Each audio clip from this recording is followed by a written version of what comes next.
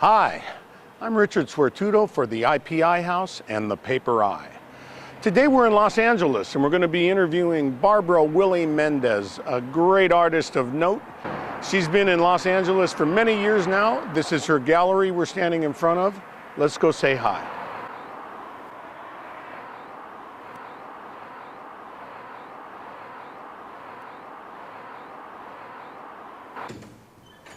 Welcome, welcome.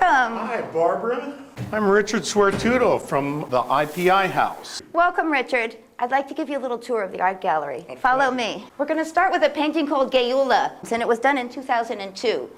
This is my most recent, 2014. It's obviously Noah. It's Noah's Ark, but it was created for an art exhibit in conjunction with the recent film, Noah, that just came out last year. Beautiful.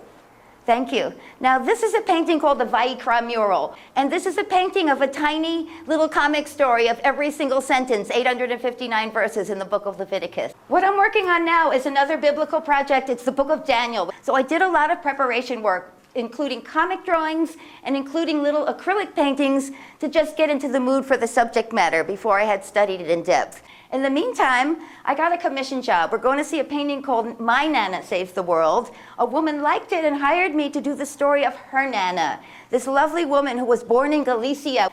But she took a boat to America and had a whole life and had kids and ended up in Manhattan, and the beloved grandmother, the Nana of my client, Sheila, whom this is her as a baby. Oh, this is how I work, and it's fun. I'm glad you asked because you get to see. First, I do an elaborate sketch if it's a commission. It has to be sketched out in pencil. This is called my underpainting.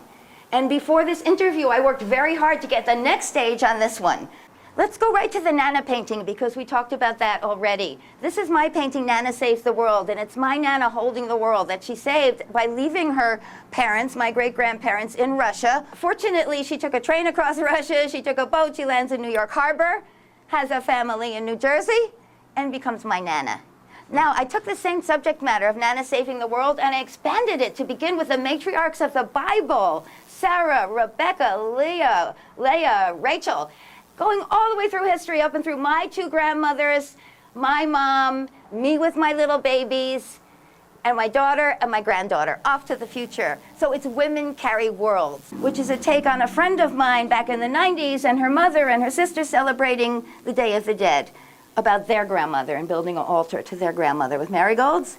Now, Richard, you know, I went through different phases of interest in my life, and a huge phase, beginning with Bob Marley, was the African phase. Okay. It's called Rapture, which was the name of an incredible gospel music piece by a man that I knew, who created named Isaac Bird. And this is his mother, Mother Bird. So what it's celebrating African-American women.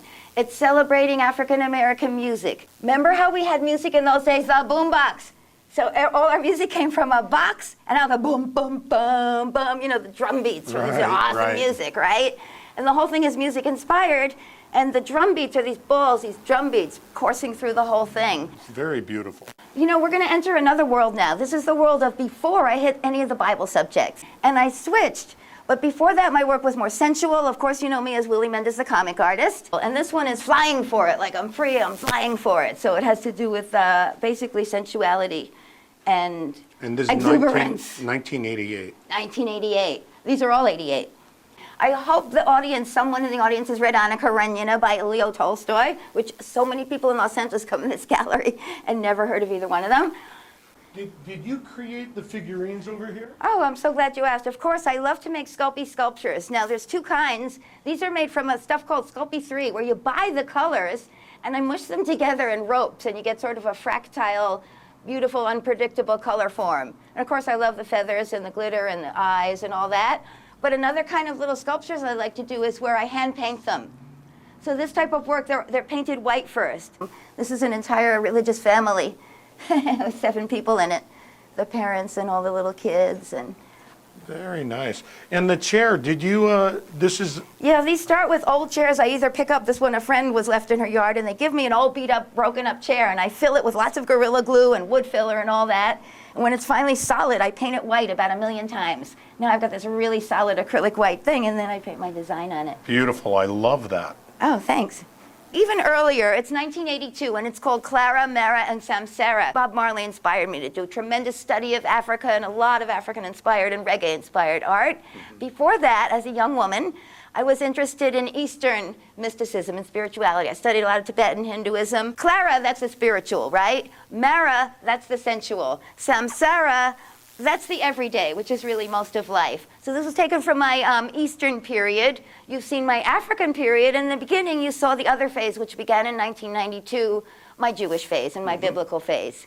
Very good. Thank you very much. Oh, you're welcome. Now, you've enjoyed the Ivan Gallery downstairs. And later on, we're going to take another trip upstairs. So come on and follow me. All right. Okay. Thanks.